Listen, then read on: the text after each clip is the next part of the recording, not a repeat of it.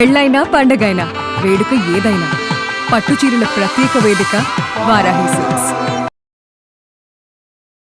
నమస్తే, welcome to Suman TV. నేను మీ కృష్ణవేణి. ఫిర్జాదిగూడలో మరణించిన తేజస్విని మరణం ఒక మిస్టరీగా మారింది. సాఫ్ట్వేర్ ఇంజనీర్ తేజస్విని చనిపోవడం కేవలం ఒక కేసుగా కాకుండా అనేక సందేహాల్ని వాళ్ళ సమాజం మీదకి వదులుతోంది. ఆమె మరణం గురించి పోలీసులు ఎంక్వైరీ చేసే లోపే జరుగుతున్న ఇన్వెస్టిగేషన్, అంటే పోలీసులు కాదు, సొసైటీ, ముఖ్యంగా కొన్ని మీడియా ఛానల్స్ చేస్తున్న ఇన్వెస్టిగేషన్ చాలా బాధాకరంగా ఉంది. ఈ మరణం చూస్తే నార్మల్గా కనిపించట్లేదు. హత్య కాదు, ఆత్మహత్య కాదు, ఎవరో ఒక ఫోర్స్ ఆమె మైండ్ని నడిపించిందేమో అనిపిస్తుంది. సరే, దానికి క్షుద్ర పూజలు అనుకోవచ్చా మనము, లేదా ఎవరైనా హిప్నటైజ్ చేసిర్రా, వాళ్ళ మైండ్ని ఈ విధంగా నడిచేలాగా ట్యూన్ చేసిర్రా, ఇది ఒక్కటే రోజులో జరిగిందా, అనేక నెలలుగా వాళ్ళ మైండ్ల మీద ఎవరైనా ఏమైనా చేసిరా అనేది చాలా కోణాలు దాగున్నాయి. వాళ్ళ అమ్మను చాలామంది ప్రశ్నిస్తున్నారు. ఇక్కడ వాళ్ళ అమ్మ సొంత తల్లి కాదని కొంతమంది అంటే, సొంత తల్లని కొంతమంది అంటున్నారు. ఆమెను బాగా గమనిస్తే, ఆమె మీడియాతో మాట్లాడుతున్న విధానం చూస్తే మనకు ఒక సంఘటన బాగా గుర్తొస్తుంది. చాలా కాలం కిందట మదనపల్లిలో ఇద్దరు బిడ్డల్ని చంపిన తల్లి మీకు గుర్తొస్తూ ఉండాలి. బాడీ లాంగ్వేజ్, ఆమె చాలా హైపర్గా యాంగ్జైటీతో బిహేవ్ చేస్తున్న విధానం, ఇదంతా సిమిలర్గా అనిపిస్తోంది. సమాజంలో ఈ మధ్య కాలంలో నగ్నంగా కొంతమంది మగవాళ్ళు తిరగడం, దిల్సుఖ్ నగర్ వీధుల్లో న్యూడ్గా ఒక మగవాడు తిరిగాడు.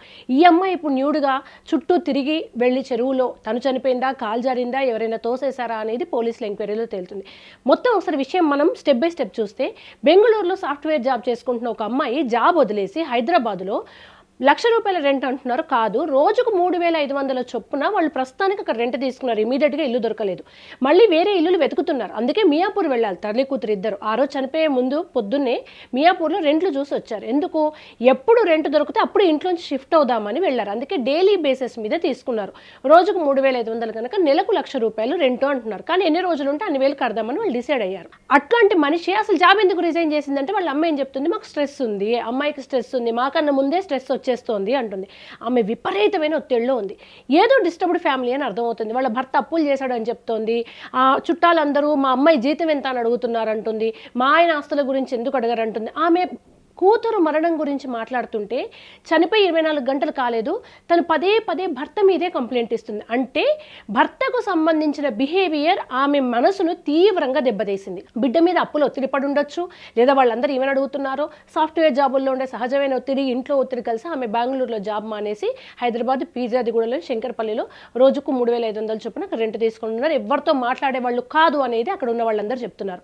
ఏం జరిగిందో, రాత్రి 2:30 గంటలకు కిటికీలో నుండి ఆమె దుస్తులన్నీ, పడుకున్న బెడ్షీట్తో సహా అసలు ఇన్నర్స్ అన్నీ తీసి కిటికీలోంచి కిందికి విసిరింది, వేరే వాళ్ళ ఇంట్లోకి విసిరి ఇదంతా సహజంగా అనిపిస్తుందో. ఒక అమ్మాయి రోడ్డు మీద చిన్నగా తను వేసుకున్న దుస్తులు అటు ఇటు తొలగితేనే తన ప్రాణం పోయినట్టుగా ఫీల్ అయ్యే రోజుల్లో ఏ అమ్మాయి అయినా అలాగే ఫీల్ అయితే, తను పాపం ఒక రోడ్డు మీద అలా పరిగెత్తి, మగవాళ్ళందరూ ఉండగా కింద 4-5 బ్యాచిలర్స్ వాళ్ళందరూ ఆమెను చూసి భయపడి పరిగెత్తారు. ఆ తర్వాత కొంతమంది పాపం వెనుక పరిగెత్తుతుంటే వీళ్ళందరూ ఎవరు అని ఎంక్వైరీ చేస్తే, ఆమె మీద ఏదైనా బట్ట కప్పుదాం, బెడ్షీట్ వేద్దాం, లేదా ఏదైనా ఆమెని కొంచెం సెక్యూర్ చేద్దామని పరిగెత్తారట పాపం కొంతమంది. ఇక్కడ ఇంటి చుట్టూన్న వాళ్ళ తలుపులు కూడా కొట్టిందంట ఆమె. మధ్యలో ఫస్ట్ ఫ్లోర్కి వెళ్ళి రాత్రి 2:30 తలుపులు కొడితే వాళ్ళు ఎవరు ఈ టైంలో దొంగలేమో అని భయపడ్డారట. కరెక్టే, దొంగల అవునా కదా, కిటికీలోంచి చూడొచ్చు అనుకుంటే మనం ఆ ప్లేస్లో ఉన్నాం. అర్ధరాత్రి 2:30కు తలుపులు కొడుతున్నారు. మనం గబగబా తలుపులు తీయము, కిటికీలు తీసి చూడం. ఒకవేళ కిటికీ తీసి చూసినా అలా ఒక అమ్మాయి అర్ధరాత్రి న్యూడ్గా ఉంటే ఎవ్వరమైనా భయపడతాం కదా. కాకపోతే తేరుకొని పోలీసులకు ఫోన్ చేస్తే బాగుండేది. ఎవరో తలుపులు కొడుతున్నారు, సరే కిటికీలోంచి చూడకుండా ఈ అర్ధరాత్రి తలుపుల సౌండ్ వస్తుందని అట్లీస్ట్ పోలీసులకు ఫోన్ చేస్తే బాగుండేది. కానీ భయపడడం మాత్రం తప్పు కాదు. ఆ ప్లేస్లో ఎవరున్నా భయపడతారు. ఎందుకంటే సాఫ్ట్వేర్ ఇంజనీర్లు గ్రౌండ్ ఫ్లోర్లో 4-5 ఉన్న వాళ్ళే దెబ్బగా అమ్మాయిని చూసి భయపడి పరిగెత్తారంటే, ఇంట్లో ఉన్న పెద్దవాళ్ళు, ముసలివాళ్ళు అర్ధరాత్రి 2:30 తలుపులు కొడితే సినిమా తలుపు తీసి ఎవరమ్మా అనడానికి ఆమె మైండ్ అసలే బాగాలేదు. సరే, ఆమె బట్టలు ఆమె ఇంటెన్షనల్గా ఆమె చేతులతో కింద పడేసుకుంది. ఆమె ఇంటెన్షనల్గానే న్యూడ్గా బయటకు వచ్చింది. వచ్చిన మనిషి గుళ్ళోకి ఎందుకు పరిగెత్తింది? అక్కడ చిన్న అమ్మవారి గుడి ఉంది, ఆ విగ్రహం తీసుకుంది, చీరతో సహా తీసుకుంది. మనం నిజంగానే ఆమె బట్టల్ని వాళ్ళ అమ్మ ఏదో బలవంతం చేసింది, రూమ్లో ఇంకెవరో ఉన్నారు, ఆమె న్యూడ్గా చేశారు, క్షుద్ర పూజలు చేస్తున్నారేమో అనుకుందాం. తప్పించుకుని వచ్చి ఏం చేయాలి, ఇమీడియట్గా కింద వాళ్ళ తలుపులు కొట్టింది, ఎవరు హెల్ప్ చేయలేదు, నన్ను కాపాడండి అంది, ఎవరు పేరు కూడా పలికింది అన్నారు. ఇవన్నీ అనుకుందాం. ఆమె వెంటనే ఏదైనా ఒక క్లాత్ తన మీద వేసుకోవాలి.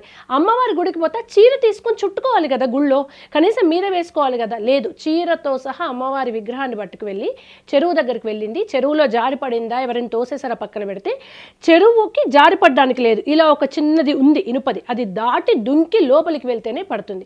సో తను ఇంటెన్షనల్గానే వెళ్ళాలి అక్కడికి.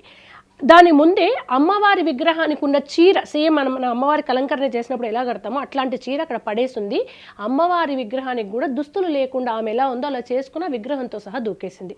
ఆ చీర ఆమె కట్టుకోవాలి కదా, అంటే ఆమె బట్టల కోసం పరిగెత్తలేదు, తనని ఏదో ఫోర్స్ నడిపించింది. దాన్ని కొంతమంది క్షుద్ర పూజలు అంటున్నారు. ముందే అమావాస్య వచ్చింది కనుక ఆ అమావాస్య కారణంగానే ముందు రోజు జరిగిన ఎఫెక్ట్ అంతా పడిందని. వాళ్ళ అమ్మ మైండ్ పని చెయ్యట్లేదు, క్లియర్గా అర్థమవుతుంది. సరే తను గేమ్ ఆడుతోందా, ఇది నిజమా నటన అనేది పోలీసుల ఎంక్వైరీలో తేలిపోతుంది. కానీ ఆమె కూతురు చనిపోయిన బాధలో కన్నా ఏదో ఒక ఒత్తిడిలో ఉంది. పీడకలలు వస్తున్నాయి మాకు 6 నెలల నుంచి, మాకు రక్తం కనిపిస్తోంది, మేము భయంలో ఉన్నామని పోలీసులకు చెప్పిందంట. ఆ పీడకలల నుంచి బయటికి రావడానికి ఎవరినైనా అప్రోచ్ అయ్యారా, వాళ్ళు ఏమైనా రాంగ్గా గైడ్ చేశారా? ఒక్కొక్కసారి కొంతమంది దొంగ బాబాలు లేదా ఇట్లాంటి 2 ఆడవాళ్లే ఉన్నారు, సాఫ్ట్వేర్ స్ట్రెస్లో ఉన్నారని తెలిసి ఏదన్నా వాళ్ళని అట్రాక్ట్ చేయడం కోసం, వశీకరణం కోసమో లేదా హిప్నటైజ్ చేసి వాళ్ళని ఏమైనా రాంగ్ గైడెన్స్ ఇస్తే ఆమె ఏదైనా భయపడి ఉంటుంది, కాపాడండి నడిచింది, బట్టలు తీసేసి బయటకు వచ్చింది. అంటే ఆమె లేని దాన్ని ఏదో ఊహించుకొని ఉండుంటుంది, ఎవరో ఆమెను వెంటాడుతున్నట్టుగా, ఎవరో ఆమెను ఏదో చేయబోతున్నారుగా.